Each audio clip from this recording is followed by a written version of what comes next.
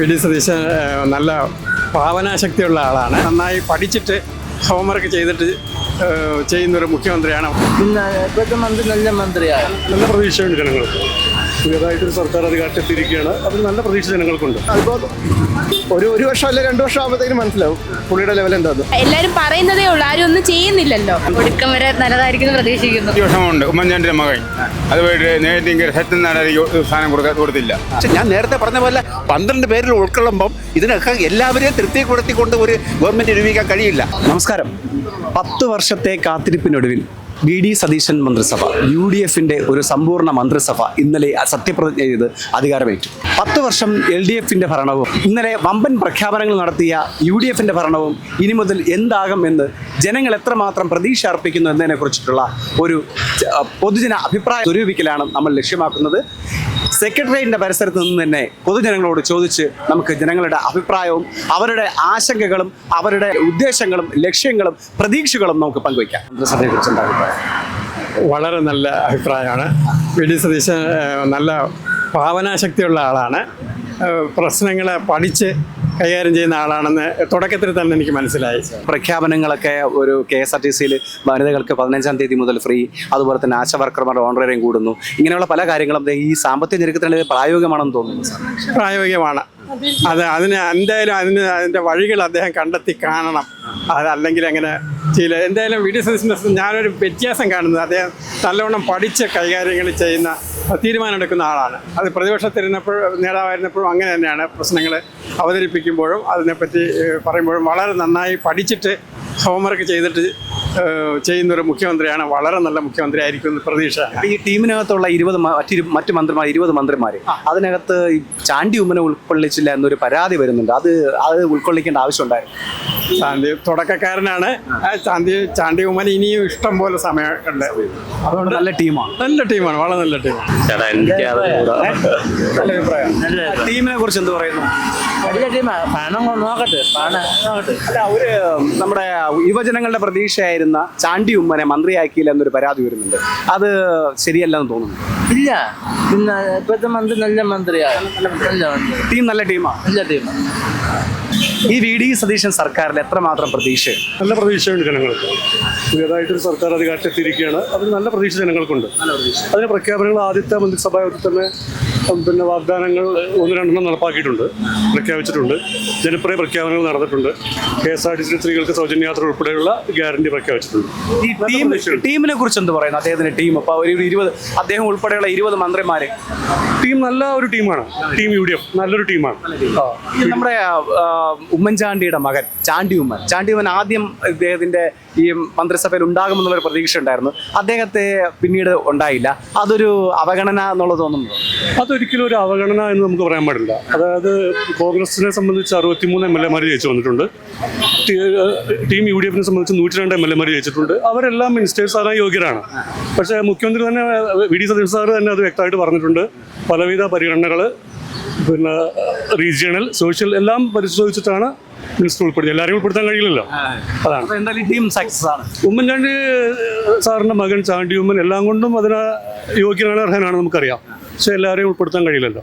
ഈ സർക്കാരിൽ ഇപ്പം എന്തുമാത്രം പ്രതീക്ഷ ഉണ്ടെന്ന് വെച്ചാൽ 10 വർഷം ഇപ്പോൾ ഭരണം നമ്മൾ കണ്ടതാണ്. ഏതെല്ലാം രീതിയിലെല്ലാം ഡെവലപ്മെൻറ്റ് ചെയ്തിട്ടുണ്ടെന്നല്ല.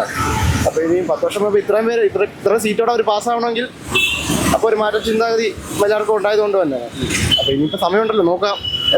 അപ്പൊ ഇപ്പോൾ അദ്ദേഹത്തിന്റെ ടീമിൽ ഉമ്മൻചാണ്ടിയുടെ മകൻ ചാണ്ടി ഉമ്മന് നേരത്തെ അദ്ദേഹത്തിന്റെ പേരുണ്ടായിരുന്നു, ഇപ്പൊ ഇല്ല. അതൊരു ഇതായിട്ട് കാണുന്നു. അതിൻ്റെ അത് ഓരോരുത്തവരുടെ പ്രവർത്തനം മൂലമായിരിക്കും. പണ്ട് പേരുണ്ടായിരുന്നു. അന്ന് പുള്ളി ജയിച്ചപ്പോഴും നല്ല ഭൂരിപക്ഷത്തോടെ ജയിച്ചത്. പിന്നീട് ആ പേര് ഞാൻ കേട്ടു. അദ്ദേഹത്തെ മന്ത്രിസഭയിൽ ഉൾപ്പെടുത്താത്തതിൽ എന്തെങ്കിലും വിഷമമുണ്ടോ? അതോ ആയിരുന്നു? നമ്മൾ ന്യൂനപക്ഷ ചിന്താഗതിക്കാരാണ്. അവരുടെ പാർട്ടി തീരുമാനം അതുപോലെയാണെങ്കിൽ നമ്മളപ്പോൾ അവർ ശരി ചെയ്താലും പറയും, ഒപ്പം LDF ശരി ചെയ്താലും പറയും, തെറ്റ് ചെയ്താലും പറയും. അതേപോലെ തന്നെ ഉമ്മൻചാണ്ടിയുടെ മകനെ ഉൾപ്പെടുത്തണമായിരുന്നു എന്നുണ്ടോ, അതോ ഇപ്പൊ ചെയ്തത് ശരിയാണെന്ന് തോന്നുന്നു? ഇപ്പത്തെ ശരിയാണോ എന്ന് ചോദിച്ചു കഴിഞ്ഞാൽ ഉൾപ്പെടുത്തണമായിരുന്നു എന്ന് ചോദിച്ചു കഴിഞ്ഞാൽ പുള്ളിയുടെ അങ്ങനെ ഒരു പ്രത്യേക അഭിപ്രായം എനിക്കില്ല. അവർ പാർട്ടിയുടെ തീരുമാനം. പാർട്ടിയുടെ തീരുമാനം അത് അവരുടെ പാർട്ടിയുടെ തീരുമാനം ശരിയായിരിക്കും. അതുകൊണ്ട് അത്രയും പേര് ആലോചിച്ചെടുത്ത കാര്യമാണ്. വി ഡി സതീശനിൽ നല്ല പ്രതീക്ഷയുണ്ട് സർക്കാർ. സർക്കാരിന് പ്രതീക്ഷ ഉണ്ടോന്ന് ചോദിച്ചു കഴിഞ്ഞാൽ അതിപ്പോ ഒരു വർഷം അല്ലെങ്കിൽ 2 വർഷം ആകുമ്പോഴത്തേക്കും മനസ്സിലാവും പുള്ളിയുടെ ലെവൽ എന്താന്ന്. വി ഡി സതീശൻ മന്ത്രിസഭയെ കുറിച്ച് എന്താ അഭിപ്രായം? നല്ല അഭിപ്രായം കോൺഗ്രസ്സുകാരനാണ്.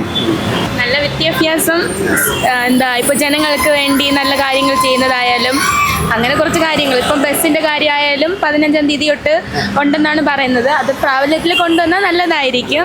കാരണം എല്ലാവരും പറയുന്നതേ ഉള്ളൂ, ആരും ഒന്നും ചെയ്യുന്നില്ലല്ലോ. സോ എല്ലാവരും അത് പ്രാബല്യത്തിൽ കൊണ്ടുവന്നാൽ മറ്റുള്ളവർക്കും കൂടി നന്നായിരിക്കും. അപ്പോൾ ഈ സർക്കാർ നല്ല പ്രതീക്ഷയുണ്ടോ? പ്രതീക്ഷയുണ്ട്.